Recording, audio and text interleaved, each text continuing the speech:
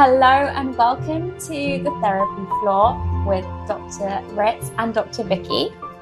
We are on the floor getting deep into the human experience, unpacking everyday dilemmas through the lenses of two psychologists.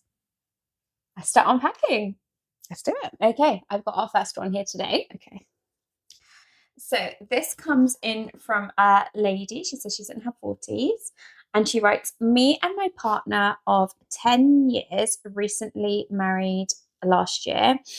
We had our ups and downs over the years, but have generally been successful in overcoming our hurdles together as a team. We have good communication and are supportive of each other's needs. The issue I'm having is my husband's grown-up children and ex-wife from his previous marriage. They talk down to me, and I know his ex also speaks negatively about me. I've tried my hardest to become a blended family and welcome them into our home. We've helped them out during financial difficulties, and I've really tried to be fair, loving, and supportive. However, I've had enough of this toxic dynamic. I cannot stand to be around people who speak and think of me in such a negative light. I love my husband dearly and don't want him to feel like he needs to choose between us. Help. What can I do?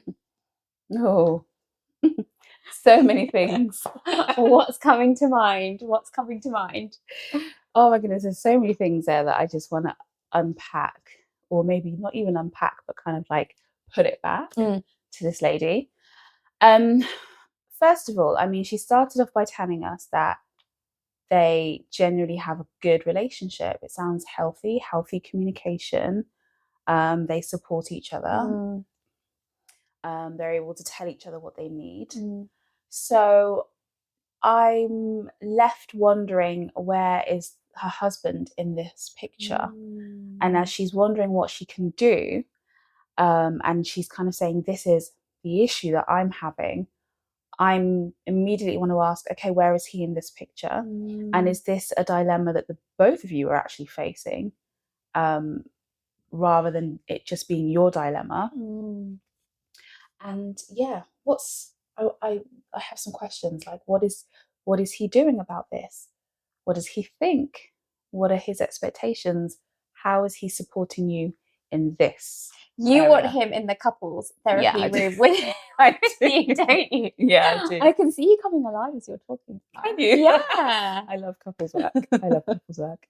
This would be my third point where I look at the husband. If they were in the room with you right now and she's just talking and she's saying all of this to you, it's interesting, isn't it? Because what you're saying is, even though she's giving me all this information, actually I'm going this way. Yeah. I'm like, you're talking to me, you're telling me all this about him and his family, and what he's come to your relationship with, this family that he's bringing, or their problem rather than her problem. Is it that you're kind of putting it back to him now? Is it your problem too? Like, where are you standing in this?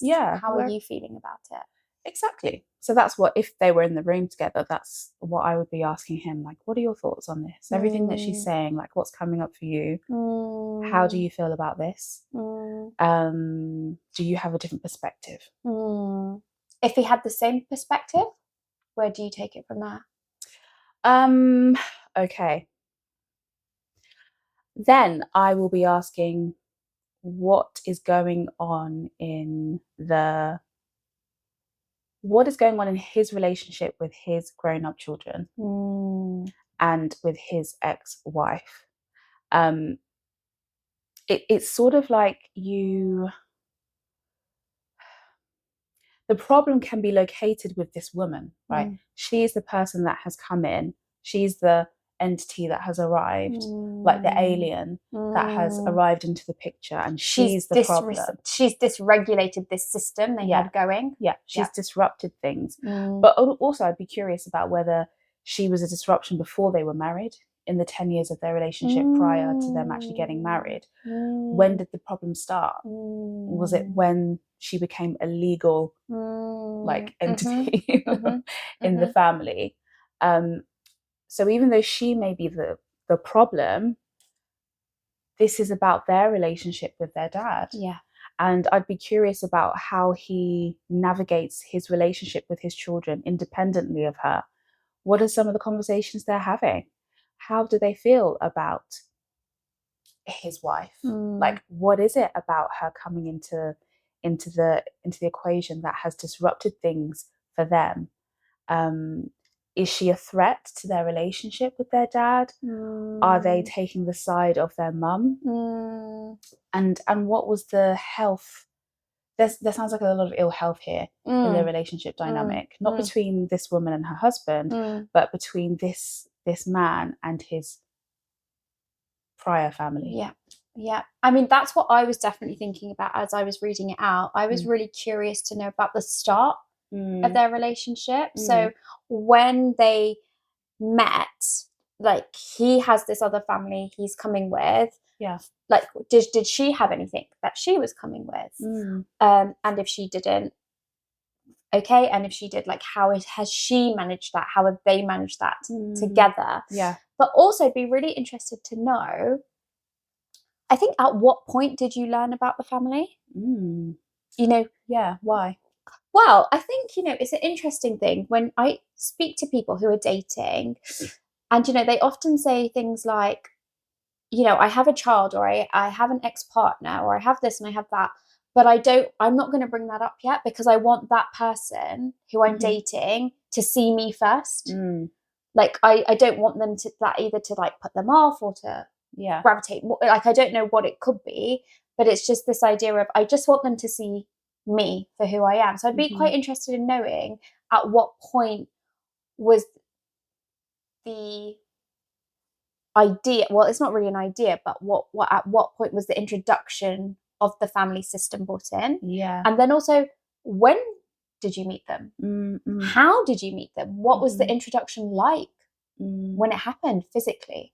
Was everyone bored? Was there animosity?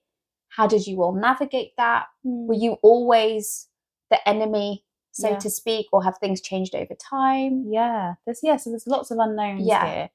As to, 10 years is a big chunk of time for you to be involved in these. I mean, I guess she may have seen them through childhood through to adulthood, or maybe they were always they were adults when she met them. She's not really given us much idea about their ages, but like, what has transpired in these 10 years? And it sounds like you have had a relationship where you have been able to navigate some disruptions and some challenges, and so I'd say this should be another one of those occasions or situations where you are able to navigate this with your partner and not feel like this is something that you have to manage alone.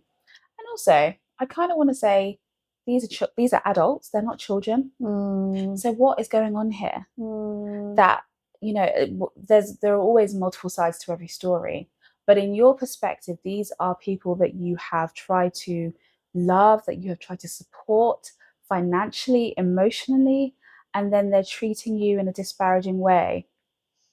Why? What has gone on there? And sometimes I think when we have the title of family, we can kind of excuse or tolerate behavior for so long. But if we just said, these are a couple of adults who are talking to me in a disrespectful way, they're coming into my house, and they're not treating me in a good way, would you stand up for that? You wouldn't. But because we have the title of family, we kind of make excuses and tolerate things for far longer than we should. We let things slide, don't we? But what I like is what she said, if I just put it up again, she's kind of like saying right towards the end, I've had enough of this toxic dynamic. Like, she's really naming it. It's toxic. I can't stand to be around people who speak and think of me in such a negative light. So it sounds like she's tolerated it for so long. And now I'm kind of, I actually feel quite glad for you, in the sense where you're saying enough is enough. Enough is enough. But it sounds like maybe there's like a little bit of permission seeking going on. Maybe you're looking for permission from your husband to be like, yes, darling, enough is enough now. Because your mind is saying, like, I don't want to do this anymore. Your body's obviously going to be telling you that in different ways. And I think I don't know, I think where we are in today's society, relationships, they form, they break up, they form, they break up. That's, it's a common thing to happen. But I do wonder, is there a push that when they break up, that it has to become this blended family? Yeah. Like everybody Yeah. has to get on, it has to look lovely, like we Yeah. can still do it. I mean, of course, it would be such a nice outcome, but I wonder if there's like some sort of pressure there. Yeah. And she talks about this blended family. What does that even mean? Yeah. What does a successfully blended family look like? Because the truth is, you're still family. Whether you're blended or not, you're family. Yeah. And, if we take the blended out of it and we just think of a family on its own, I mean, my guess is that if this is how the mum is and this is how the children are, that his prior marriage or relationship was probably toxic as well. So I mean, it's ended. It's ended, so. Right? So what was that family when they were a unit? What was the material, the makeup of that family? Could we have described it as healthy, whole, successful? Possibly not. So then why would you expect a blended family to somehow be perfect? I mean, there are lots of families out there that aren't perfect. That have their issues, that have their ups and downs, which is normal to an extent. Let's kind of get away from the pressure to make things rosy and tied together neatly with a bow. You're a family, and it is what it is. However, it seems like there are some boundary issues here that need to be raised, and I hope that you can do that together with your partner. Yeah, I think so. I really love that she starts it off by really acknowledging what's good in their relationship, and that they have like fantastic communication. Like there's been ups and downs, but we can really communicate, we can navigate with each other. So it sounds like on other topics, and I wonder if maybe because those topics are maybe a bit more neutral, I don't know, but does this one maybe not feel so neutral because it's maybe quite heavily weighted on his side, that it just feels that little bit harder to navigate together, to talk through together? Or is she taking on, like, what you're mentioning at the beginning, is she taking on the onus because I've come as the outsider, I need to figure this out, I need to be the one that has to bend and flex to fit in to a family that's already set up? And yes, it is set up, so that is still a family at the end of the day, but she's creating her own family with him now.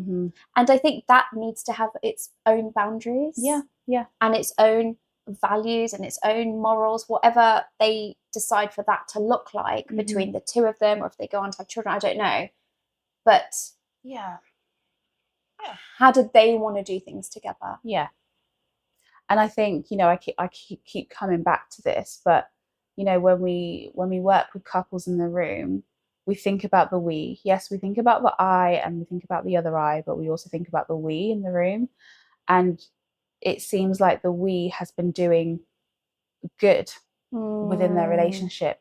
So even though it feels like the heat is directed onto you, the I, take it back to the we. I really like that. I really like that. Like, we know we can figure it out in this area. Let's just still use those same principles in this area. Because the relationship is being attacked, even though it feels like she is the one that is under fire. But really, the aim of that is to cause division. So tackle it as a unit, tackle it as a couple, and join forces and say, right, how are we going to protect our relationship from, these behaviors, these interactions that are looking to cause division and to cause a rupture? How do we come together? Because that's really hard. I mean, if you think about it, when a couple separates and when the family is maybe attacking of a new person attached to that separated person, like, it's so hard for them. So hard, and it is gonna form cracks and dents, and difficulties and it is. So I can have some empathy, but this is not a new person in their life. This is someone who's been around for a decade. So let's interrupt this negative, toxic dynamic, as she says. No, absolutely. I think that's what I meant, like in the sense where I know you were right to be empathic and to say, like to look at it on the flip side and say, I can understand that it is difficult. It is difficult for to be on the other side and to have change. No, that's not what I was saying. Oh, what were you saying? No, I was saying like it must be so difficult for the husband. Oh, right. Yeah. I was thinking about the kids. No, I was actually thinking about the husband. Like right. In a way, I was thinking maybe this is just more like a personal like feeling that I'm having, but often, you know, these feelings tell us so much, don't they? Yeah. Like I actually feel quite like,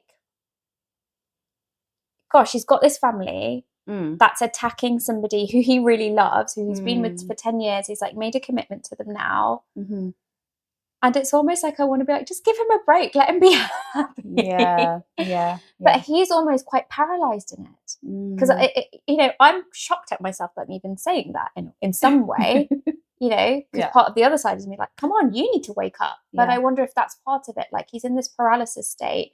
I'm trying to say to the kids and to the, you know, the ex-wife, I feel like it's a bit of a, as you said, the kids are grown up. I don't even think we really need to focus on the ex-wife so much because that's, you know, it's even another conversation to have. Kind of want to like say to the kids, like, come on, your dad seems to be happy. Give him a break. But then it's like, why am I saying that? What's happening there with the father, with the husband, who seems to be a bit, almost seems, I'm getting a bit of a flavour of him being quite paralysed. It's like he's having this paralysis of I'm stuck between my kids and my current wife. Which is me, and I wonder if she's feeling that too, which is why she said at the end, I don't want to have to choose. Why does there have to be a choice? Yeah, exactly. There doesn't. No. I don't think so. No. Yeah. Okay, I hope that helps. I hope so too. We've kind of given you some more questions back. But yeah. But those questions, I think, will help you maybe to come together so that you're not having to, you know, I would answer those questions together, not individually. Yeah. Like definitely. Think about those questions together as a unit, coming back to the we. Yeah. And this isn't like, you don't need to work so hard. It feels like you've worked really hard these last like 10, 12 years. Yeah. That doesn't need to happen. Yeah. There's nothing to prove now. Exactly. That you don't need to be a blended family. Yeah. You are a family. You are a family. It's going to have ups, downs, like you are just a family. So yeah, come back to the we. Good luck. Shall we come back? Shall we move on? Shall we move on to our next one? Let's move on to the next one. All right, so second dilemma comes from a 60-year-old woman, and she says, I lack self-belief in the decisions I make to the extent in which I'm holding back my opinions in the fear of being judged by others. I become so easygoing and just go along with others because I don't want to rock the boat. It takes me longer to do tasks because I want them to be perfect, and that is because I'm conscious that someone will say I am not good enough. I could almost say I lack confidence in myself, and my self-belief is rock bottom. Oh, that's so hard. Yeah, so hard. And you know why I feel like it's really hard? Why this is kind of like, even more?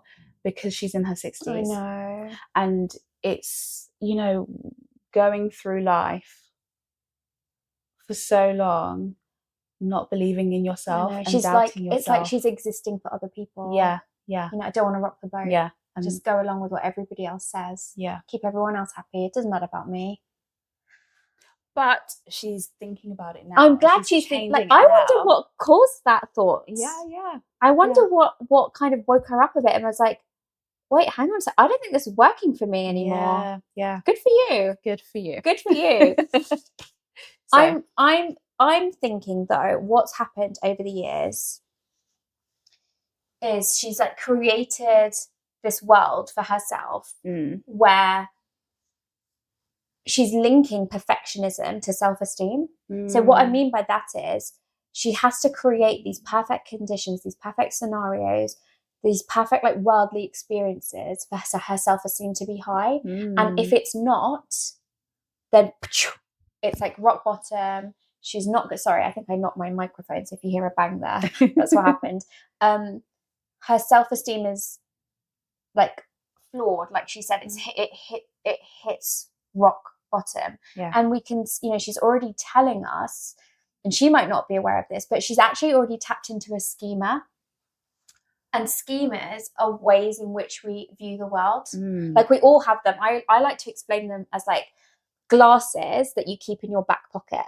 Like, you're wearing a pair of jeans, you've got a back pocket, and you've got about like 3 or 4 pairs of glasses in there. Yeah. And when something happens, you'll like take those pair of glasses on, quickly put them on, and it's the lens in which you see the world. So I'm not good enough. So for example, I don't know, let's say like she was deciding to paint her house, and then she picked the wrong color, or the color changed in the light as it does. Yeah. And then she'd be like, I'm not good enough. I did that because I'm not good enough. Yeah. Yeah. I like that explanation. Yeah.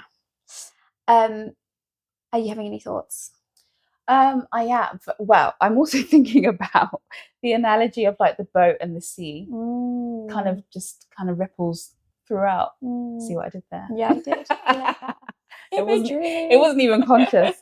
But yeah, just this imagery of her confidence being at rock bottom.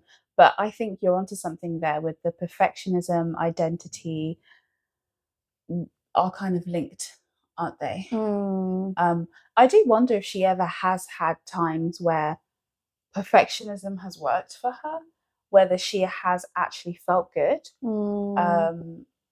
Has she been able to own like any decisions that she's made in her life, or have they all been bad? Because sometimes we can have this black and white view. We can become quite not catastrophic, but it's like all or nothing. This is it. And we kind of use words like always, I've never, I can't, and really, those things are rarely true. There have been occasions where you've made good choices. There have been times where you have felt okay about yourself. Yeah, of course. It's going to happen. Yeah, there are moments. And sometimes it can help to, just to tease that apart a little bit. And kind of say, you know what, when I feel like this, or when I am struggling with my self-esteem, I can find it difficult to own the decisions I make, rather than have this blanket statement of like, I'm at rock bottom, I am not good enough. Do you know what I mean? So yeah, that was kind of running through my thoughts as you were talking about the schemas and the lenses that we put on. I hear what you're saying there. Well, I kind of just want to come back to that. I mean, I'll move on to what I'm thinking, but I was kind of wanting to come back to that, where I really liked what you said there about, well, when has perfectionism worked for you? Because I think sometimes, we think about these personality traits or these skill sets that we have, and I think it's good to look at it like on a spectrum and recognize that actually these skills can be really good, because if you're a perfectionist, maybe you've got really good attention to detail, and maybe, in your life, in your job, whatever it may be, whatever avenue it might be, you need attention to detail. Yeah. But with all these traits and skills that we have, I think it's really important to think about, when does it help me and when does it hinder me? Yeah. I like that. Yeah. And so can she almost like, I would encourage her to build a portfolio. When has it helped her?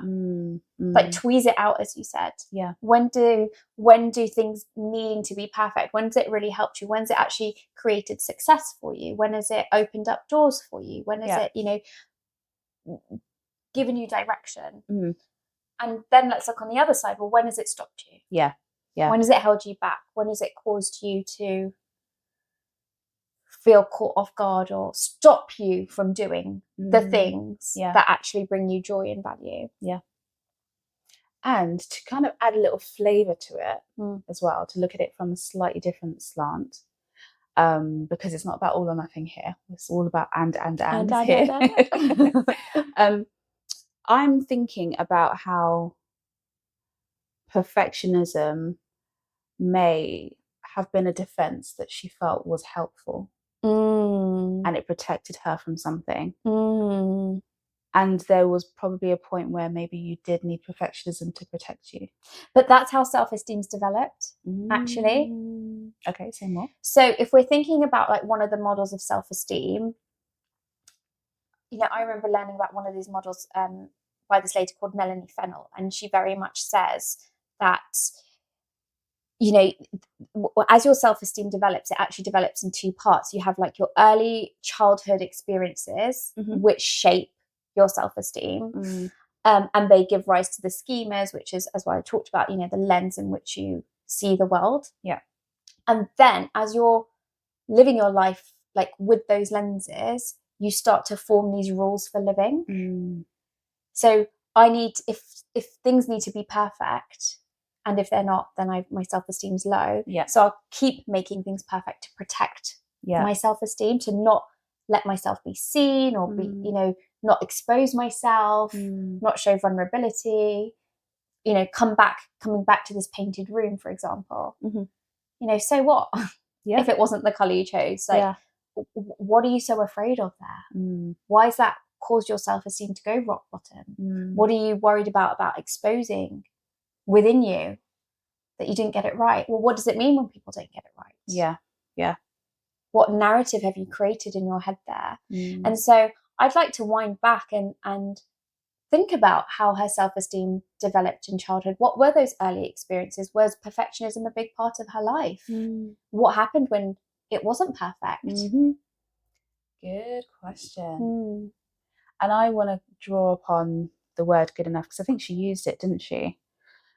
Not good enough. Yeah, someone will say, I am not good enough. I want to just touch on the good enough, because I love this word. I love this phrase, good enough. So we use this word in psychoanalytic terms when we like to think of something. It's kind of like the antidote to perfectionism, isn't it? Yeah. The good enough. So this phrase was coined by a psychoanalyst, and I think he was also a pediatrician, Winnicott. I think he was, yeah. Yeah. And he observed children and their mothers, or their significant caregivers. And he coined this term, or this phrase, a good enough mother. And this is what he suggests that mothers, caregivers aspire to, being good enough. And what this looks like is, at first, when you have a baby, a newly born infant, you need to be so attuned to their needs. You need to be sensitive and looking out for cues, like, do they need food? Are they cold? Are they hot? Are they ill? Do they need their nappy changed? Are they in pain? The mother, I'm going to use the word mother because that's what he used, but you can put in it can here. Be caregiver, it can be anyone contact, yeah. But the mother needs to be so attuned. However, there comes a point where she needs to slowly ease off being so attuned. I guess actually she still is attuned, but the good enough mother is a mother who can allow herself to disappoint, fail her child in a tolerable way, but consistently, in order for the child to know and learn that I can survive disappointment, I can survive sadness, I can survive things not going my way, and I will still be okay. So in a sense, developing a resilient child. And I really like the theme, the thought of that, the notion of being good enough, and how we can apply that to our lives right now. How can we be good enough? How can we accept good enough rather than perfection? Because perfection is not possible. It's not possible to be perfect in everything, all the time, consistently. Yeah. And actually, sometimes we need to be okay with good enough, and we need to decipher, what does that mean to be good enough? So I almost want to say to this lady, I'm assuming that she is, I'm kind of placing this on her, characterizing her as someone who is having courage to look at herself right now, even in her 60s, and saying, right, I can see this character trait within me, or I can see my propensity to be very critical and to doubt myself, and I want to change this. Good on you. That is really courageous. And I want you to take a step further and being even more courageous by getting rid of this perfection. Eradicate it from your vocab, eradicate it from your experience, and instead decipher, what does good enough look like for you? And maybe you can look around, because sometimes we are very tolerable of other people's good enoughness, and we can look at other people and say, yeah, you're good enough, yeah, you're okay the way you are. Turn that around and start to say it to yourself. Imagine yourself as someone who is good enough. And someone who is good enough, what do they do? What, how do they interact? What are the sorts of things that they say or think about themselves? And start to place yourself also in that category, because you are good enough. Even if you do nothing else, you are good enough. So I just want you to kind of, sorry, very passionate and fired up there. I love it. I love it. You are good enough. Eradicate perfection. It's not serving you. It's not serving you. Not in terms of your self-esteem. No. Like, self-esteem is not something that you do externally. That doesn't develop internally. Yeah. Self-esteem is going in. So forget about trying to make things perfect outside. Externally. I would just forget about that for now. As Vicky is saying, go in, look at you. Just as you're looking at probably others, like your friends, your family members, colleagues, whoever, you probably you're likely to describe them as good enough. Something like this is reminding me of something I actually say in my workshops, right? So when I talk about schemas in my resilience workshop, I don't actually get people to say them out loud, but I'll have a list of them that I've got over the years from people. So I just have this list of them, and I'll give people a couple of minutes to read them. And it's things like, I'm not good enough, I'm not worthy, I'm unlovable, I'm a failure, I can't make mistakes, success defines my self-worth. Those are the sorts of schemas people have. I get people to read them, and I just get them to just let the audience know, either raise your hand, or if it's online, put an X in the box. Is this something that you resonate with? Is this something you feel? And I'm not even joking, it's always arms in the air for everyone, or X coming through in the chat box. Yeah. And firstly, it's so nice that people can see that other people are going through this, which is lovely. I mean, I go through it as well. I have schemas. I'm sure you have schemas. We all have them. And then I ask people, right, if somebody was feeling sad, or somebody was feeling a bit low or a bit anxious, would you say any of these statements that I've written here? Would you say any of it? And everyone's like, no, of course not, no. And I'm like, why not? They're like, well, that's mean. That's bullying. That's not going to help them in their life. Yeah. That's just going to make them feel worse. Yeah. So then I'm like, so why are you saying it to yourself? Why is it okay to have that said to you? Yeah. So just as you were saying, she wouldn't talk to her friends that way. How is she talking to her friends? Bring it back to you. Do that internal work now. Yeah. Eradicate the perfectionism. Yeah. Yeah. And you are good enough. Good enough and perfectionism or perfect are not the same thing. No. Good enough means being able to withstand life's challenges. This is it. And I think sometimes, with perfectionism, because we can't do something perfectly, we then avoid. Yeah. How she's saying, I don't want to rock the boat. That's quite an avoidance mechanism going on there. And that comes back to her rules for living. Yeah. This, that's what keeps this self-esteem in its lower form. Yeah. Because it's persistent. She's avoiding. Her avoidance is persistent. Yeah. And in order for us to take risks, I think if we can form something that feels safe, which is good enough is okay. Yeah. I think that's going to help her to maybe take those risks and go rock that boat. Yes. Go kick it. Cause those waves. Yes. You won't be capsized. No. Oh, I love that. I love that. I thought I was being cheesy. No, I love it. So good on you. Yeah. You are good enough. Own it, accept it, and push that perfectionism, toss it. And Toss thank you it so much overboard. for sharing that one. Thank you so much. Yeah, thank you for sharing that one. And I hope, like, from people that are listening and recognize, you know, these questions or dilemmas people have, we literally are like covering a lifespan, aren't we? Like, we've got so many different age ranges like coming in, and it's just, you know, you don't get I think sometimes people think, oh, I'm going to get to a certain point in my life, like I'll get to 60 and I won't feel this way. But it's a process. It's a lifelong process. Oh yeah. Or you just keep carrying it and you never face it. Yeah. So yeah, keep them coming. Thank you. Thanks. Should we move on to the next one? Let's do it. All right. So this is our next dilemma. Actually, we've got no information about age or gender here. So this person is saying, I often find myself procrastinating, unable to make decisions, and constantly seeking validation or guidance from others. It's like I'm stuck in a cycle of indecision and self-doubt, and I'm afraid that I'm not making the most of my life.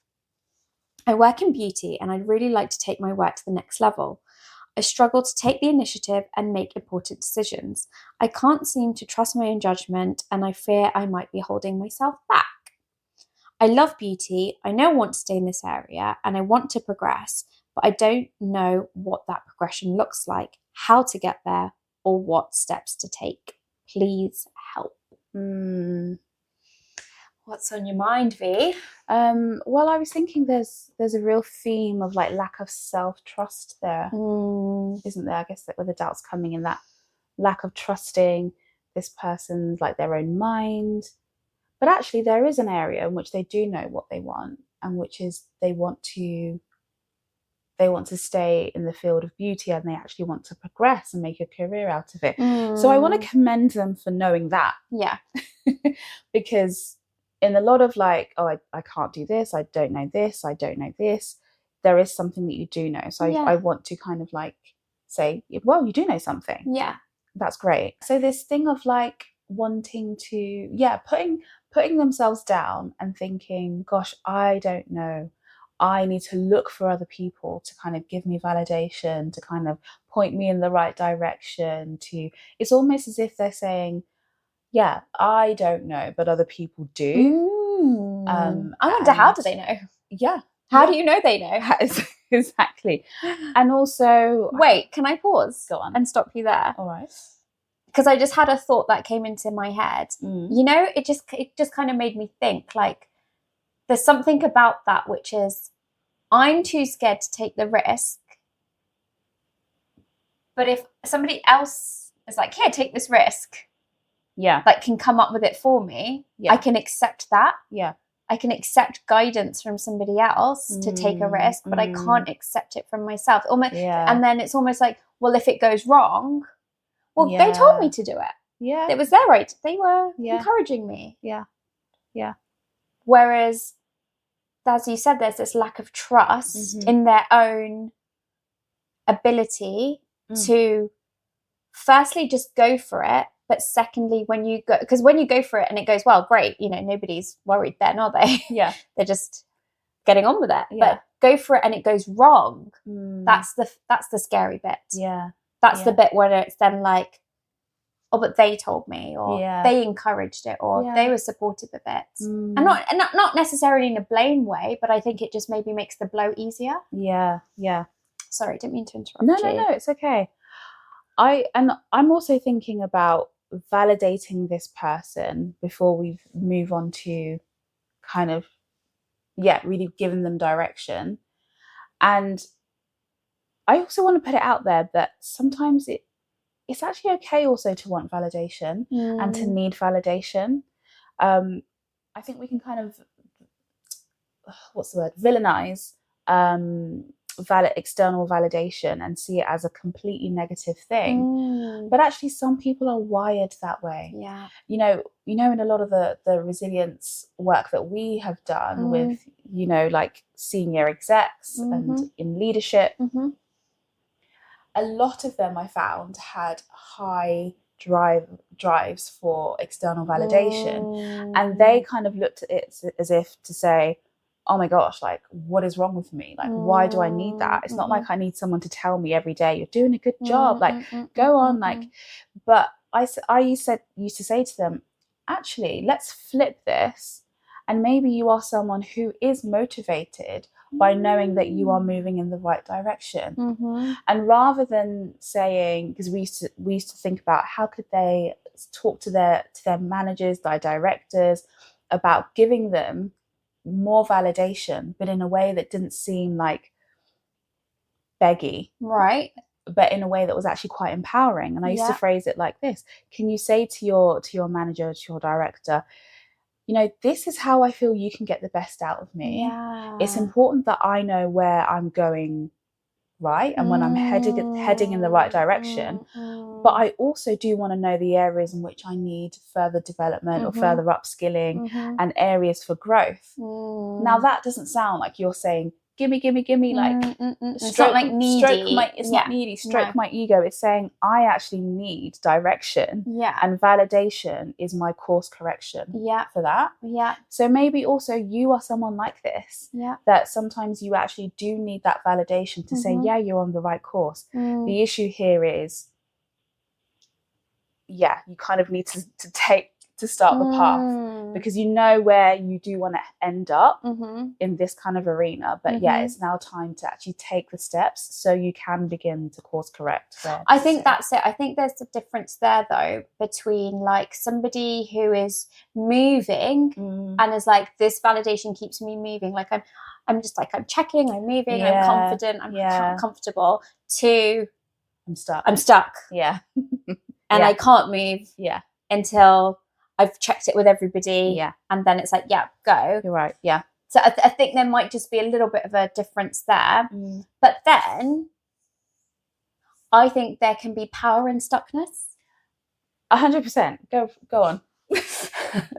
Well, you got all excited, so you go, and then I'll go. No, you go, and then I'll flesh it out if it needs fleshing. Okay, so I'm just thinking, I'm going to bring it back again to maybe like my own observation of my children. So, you know, sometimes like I think we as a like a mother or a caregiver or a father or whoever, you might think that you know better for that person. Like you have the knowledge, you have the experience, you know better. You probably have like your own anxieties as well that play on that.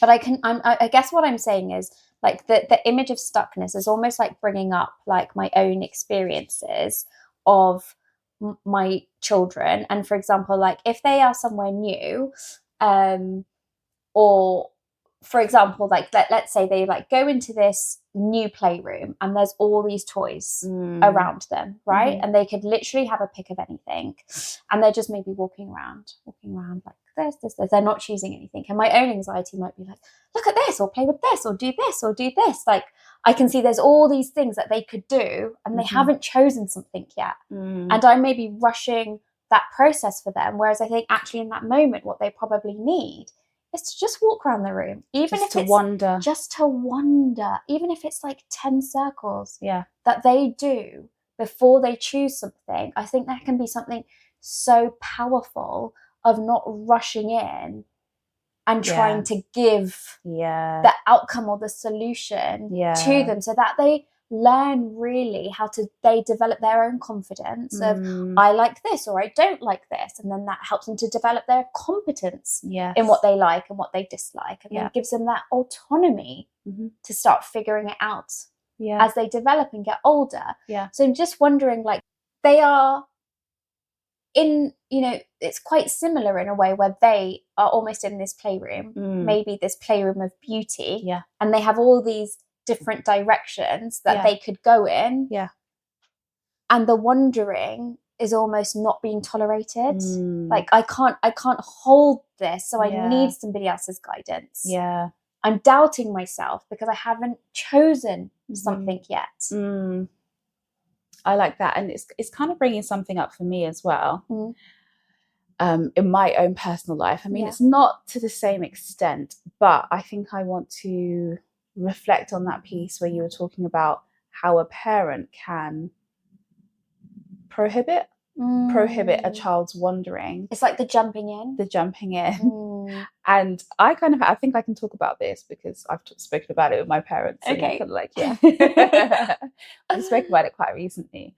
In my own wandering, I really like the word wander. So I'm thinking about it, wander, WONDER, but also WANDER. Yeah, go for a wander and wandering. Exactly. Yeah. Do you wonder on your do you wonder on your wanders? On your on your wandering. So it's so funny that I completely erased this, I think, from my mind, but I've had this narrative that I've always wanted to be a psychologist and I've always known. And I was talking about it with them one day and they're like, hold up, no, you wanted to be a fashion designer at one point. And then it came all the way flooding back. Oh yeah, I did. Really? Yeah, I thought I wanted to go to the London College of Fashion. Then just suddenly all these memories came back to me. Like I used to collect Vogue. I used to like draw designs, like hundreds of designs. I had a subscription to Vogue. Like I went to the open days. Like I was really, really into fashion. Bless them. I wonder if they still have all your bits and pieces. No, because they didn't want me to become they do not have anything. So in a way, they overstepped because I guess they couldn't trust that I would eventually figure it out myself. And in their heads, they were like,